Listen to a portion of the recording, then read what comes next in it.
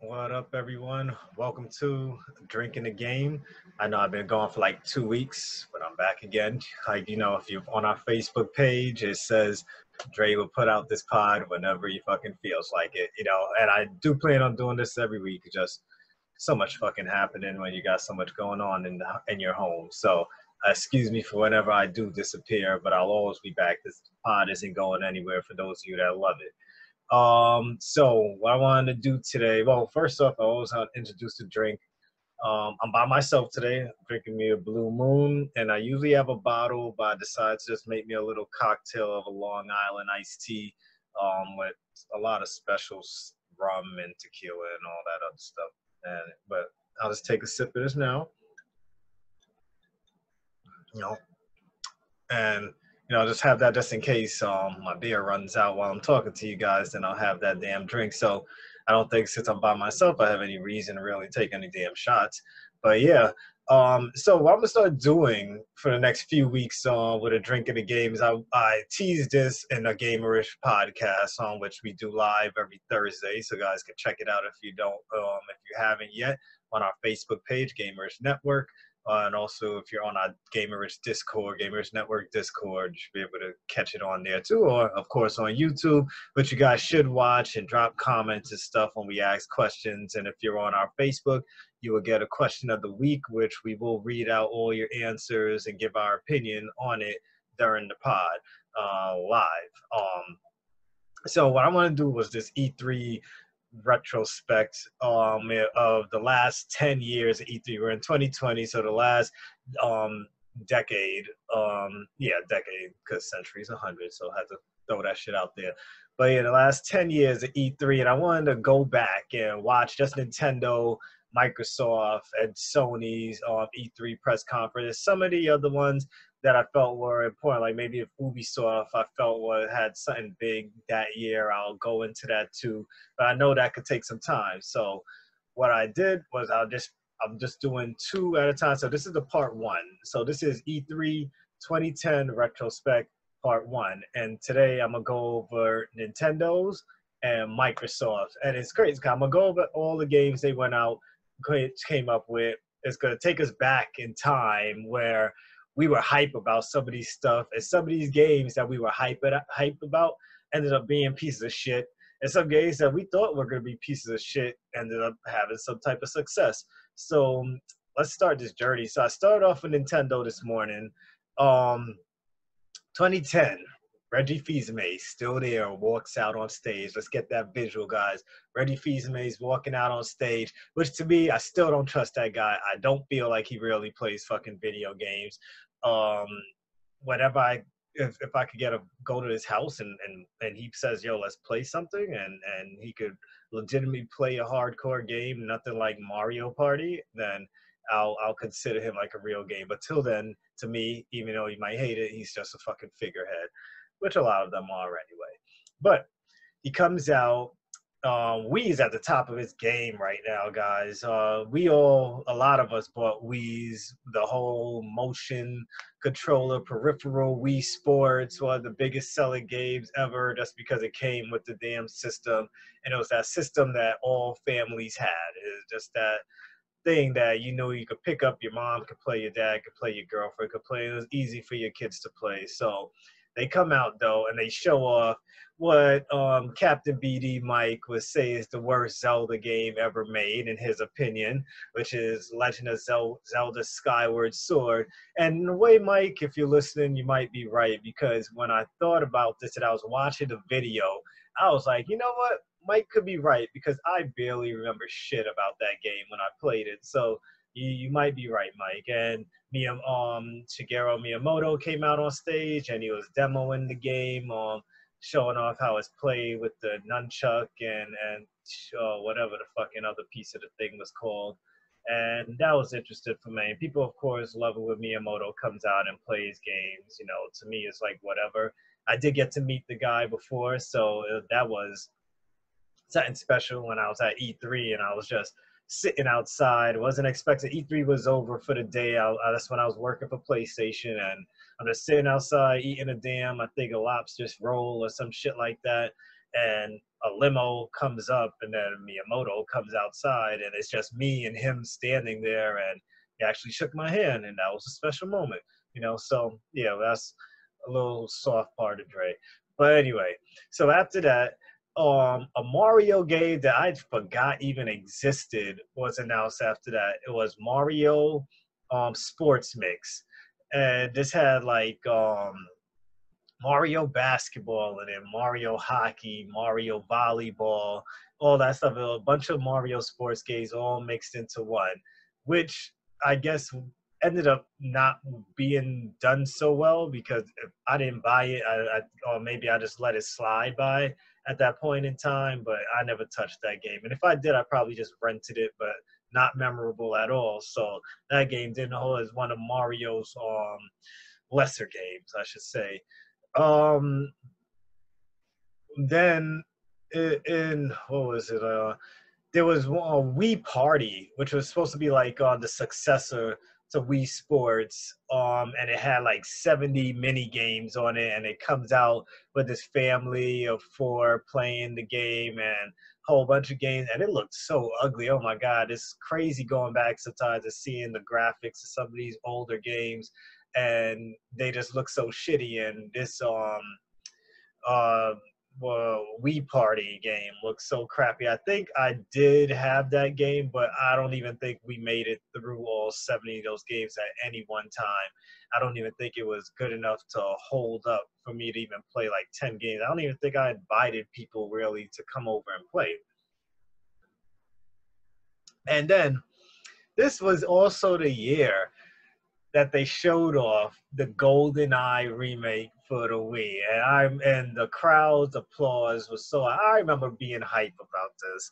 I remember this Golden Eye game being shown, and all the nostalgia that must be going through their head. And then Reggie Fils-Aimé is like, I know this is for all of you that weren't old enough to know what this game is, and you're gonna get your chance to play it. Blah blah blah. Cause when that game came out, it was a piece of shit. You know, that was not GoldenEye. That is not the GoldenEye we grew up on. It definitely wasn't gonna feel the same on no damn nunchuck and Wii remote. Wiimote. Yeah, so that definitely wasn't a good one.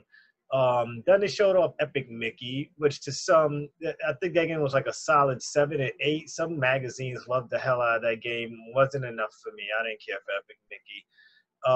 Kirby's Epic Yarn was also shown off the first time Epic Yarn came out, something new with Kirby. I think at that point they said it was like 6 or 9 years it's been since Kirby had his own standalone title. So I guess that was good for Kirby, but I don't think that game did as well as, of course, some of the Mario's or Zelda's, but I think it was a commercial success for them.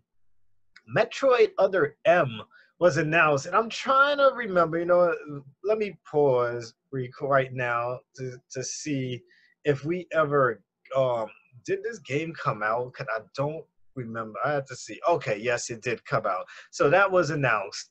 All right, in 2010. Okay, and that came out. Cause I was looking at it, and I'm like, yo, I don't remember doing half of this stuff, but it just must be my damn memory, or I probably didn't buy that one. Cause I'm honestly, guys, I'm not much of a Metroid fan. Woo, shocker, I know, right? But so Metroid's one of those franchises. I guess when it was a side scroller, I wasn't that interested in it back in Super Nintendo days and shit like that.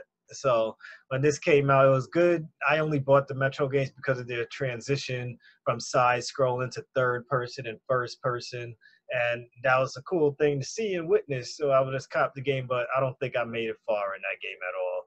And then they also showed us Donkey Kong Country Returns, which was a lot of people are hype about that. It's crazy that that shit is out. Like I completely forgot about that because they gave us on the Switch now. We just got the old Donkey Kong Country back, but why not just ported this game over to the Switch? Like it would have looked much better. Like so there's a updated version of Donkey Kong Country out there, but you give us the older one.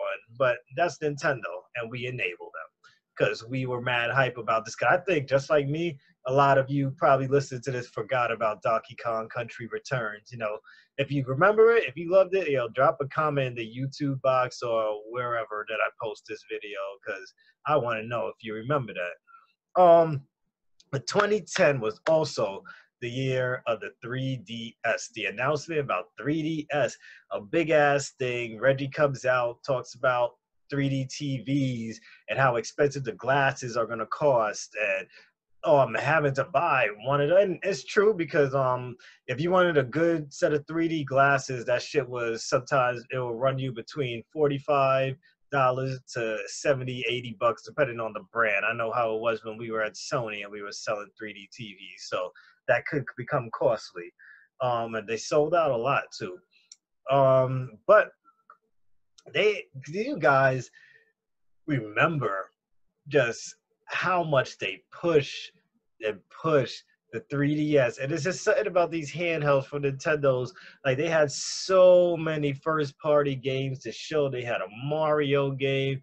There was like, you want to get Mario, you're going to get a new Star Fox in 3D, you're going to get a new Zelda game in 3D. Like, they were going hard on this, and they were showing off third party publishers, and they have way more third party publisher support for their 3DS than they have for the damn Wii or Wii U, which was crazy.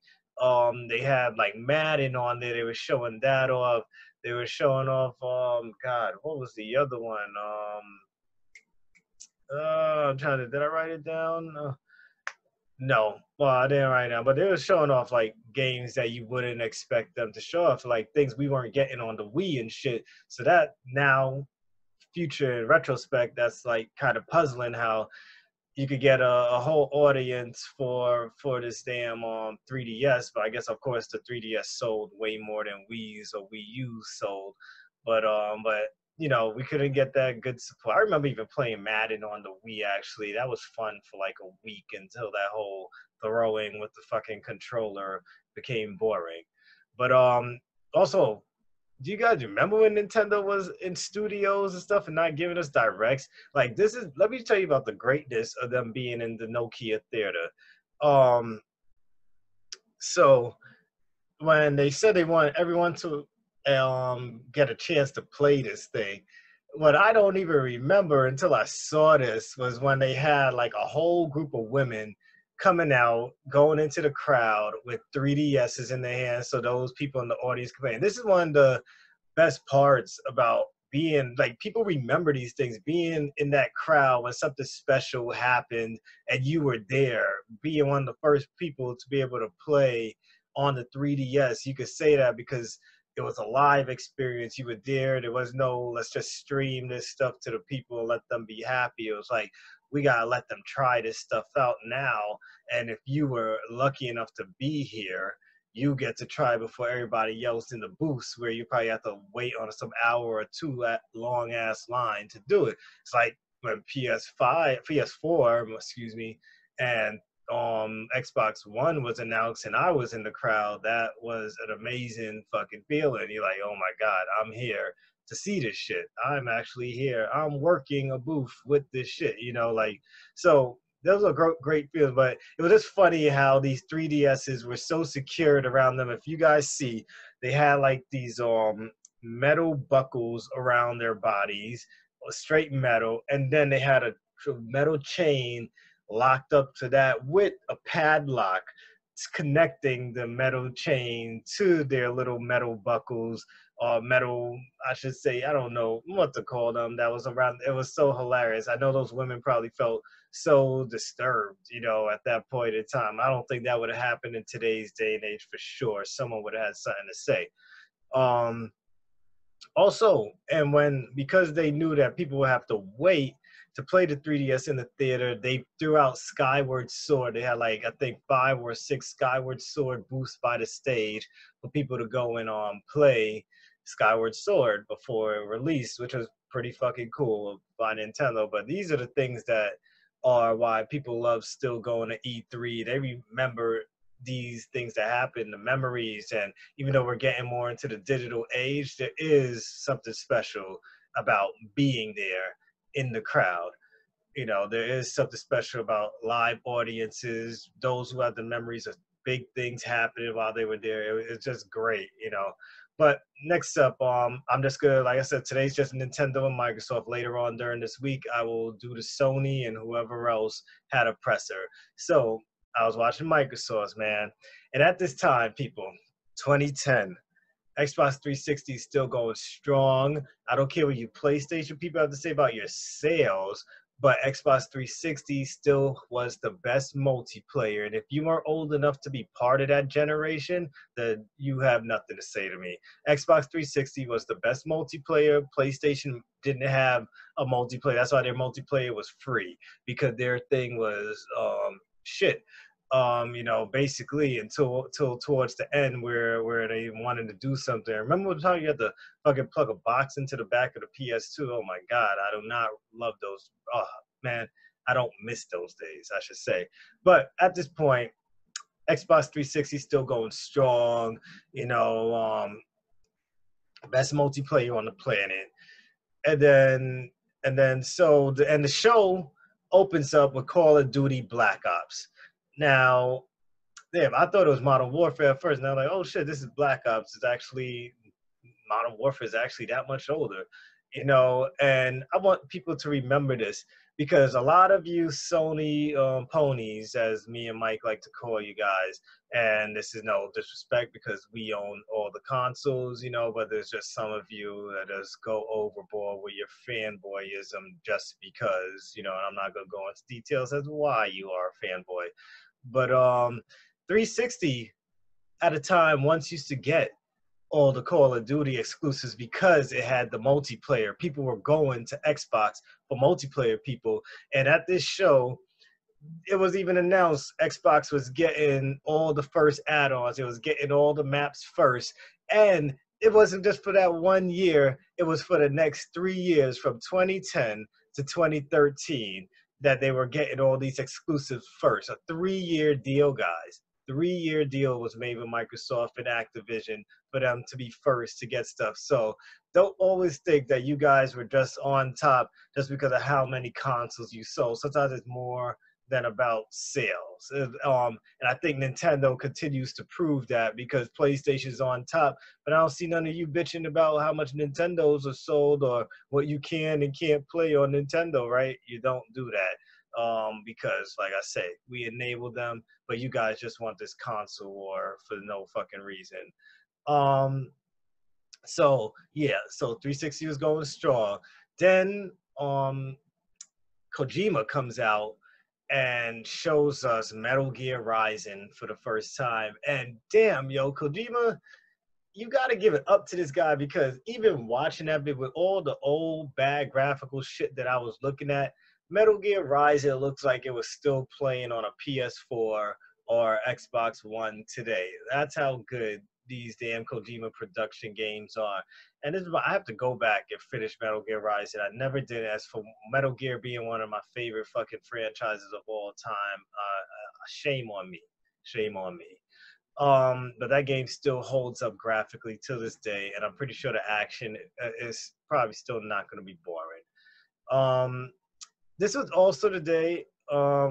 Remember when Cliff Plazinski was like a big thing because of Gears of War back in the days? You know, before he left. Was it not Microsoft Studios, but God, well, who fucking made Gears again? Damn, it's not coming to me right now.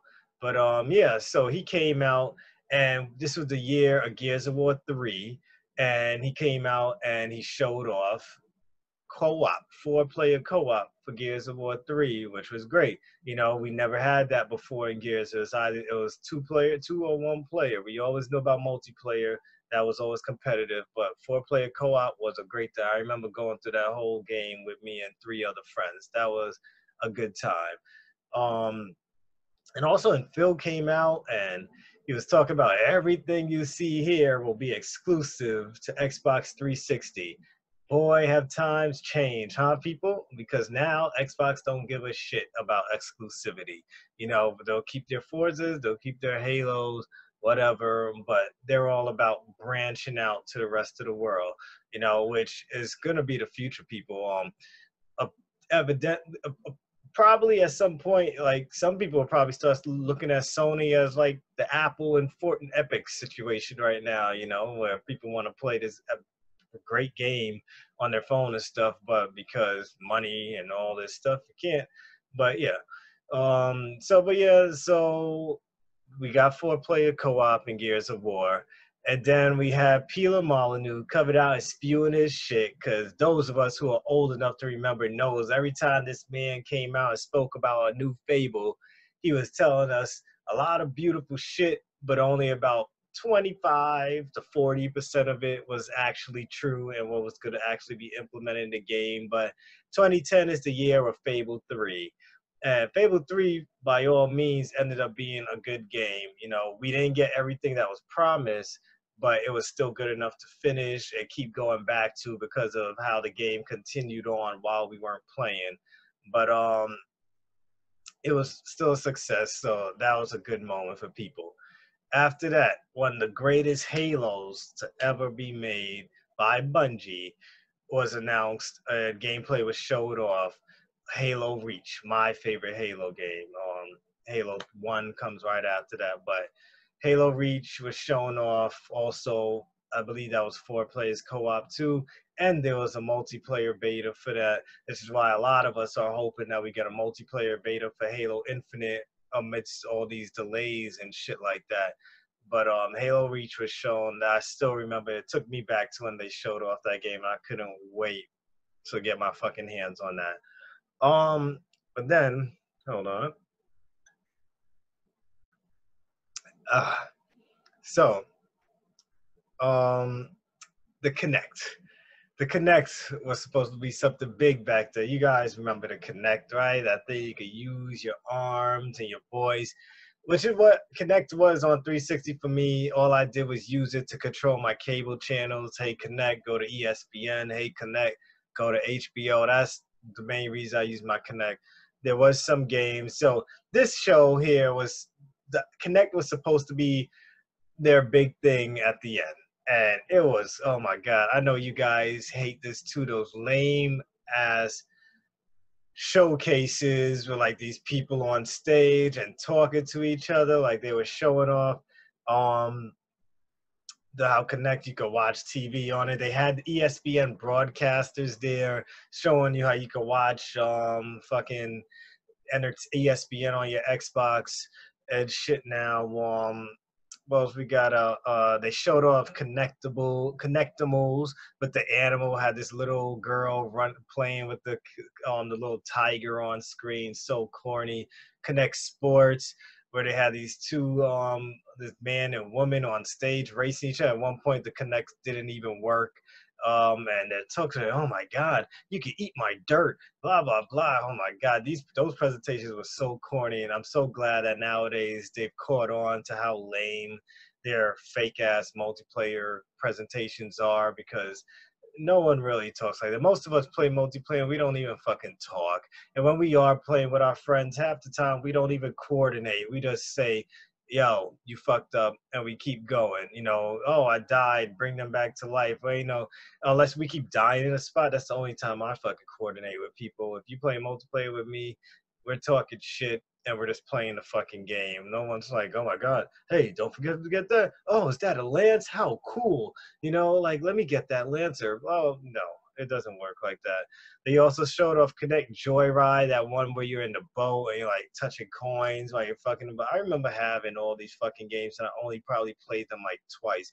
Maybe if I had kids back then it would have worked.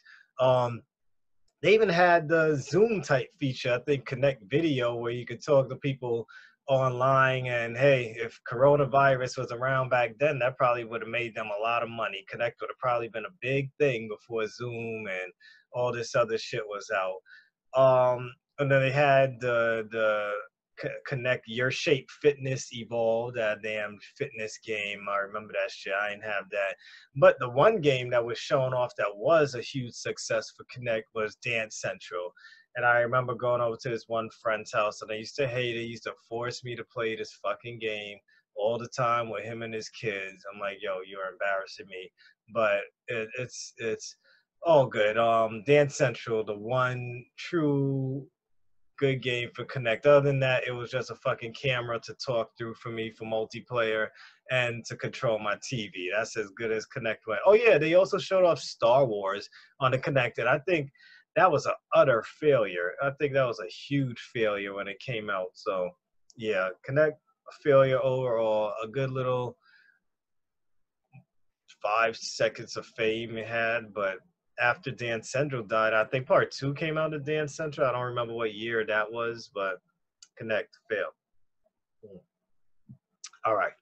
Then we got Forza Motorsports, which we all know turned out to be a huge success. So better than Gran Turismo, if you ask me. And if you haven't played it and you're gonna hate on what I just said, then play Gran Turismo, see what you could do in there, and then go play Forza and see how much more fun you have between the two. So then we're coming up towards the ending of the show.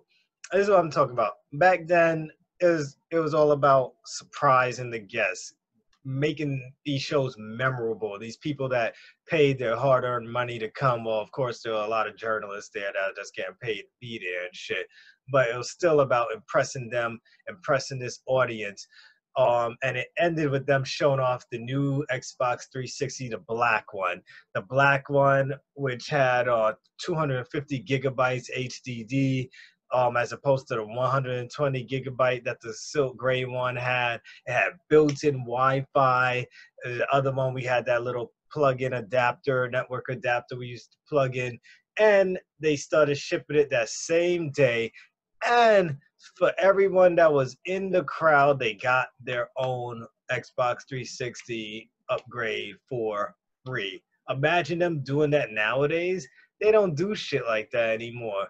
Like, I remember being able to go to TRL when damn original PSP came out, and remember when TRL gave away Xboxes for free. So me and my friends stood in line when PSP came out, and we're like, yo, we're gonna get a PSP today because it launches today.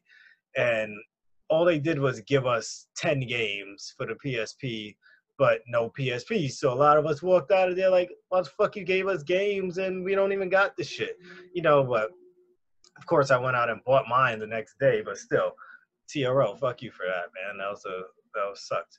But yeah, so everyone got the console that same day that I was in crowd, and the console was available for everyone to go and purchase by the end of the week. It shipped that same night.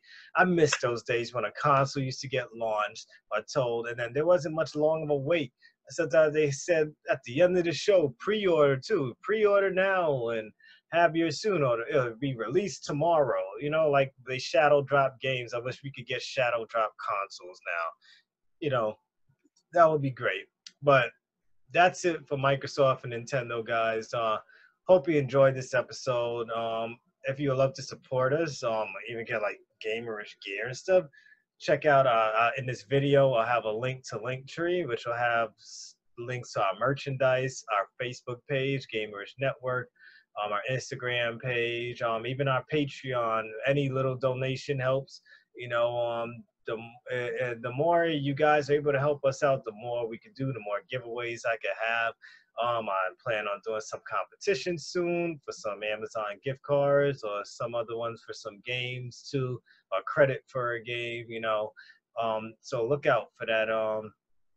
So I'm gonna put out part two of this before the end of the week, because next week I'm gonna put out 2011 retrospect on E3.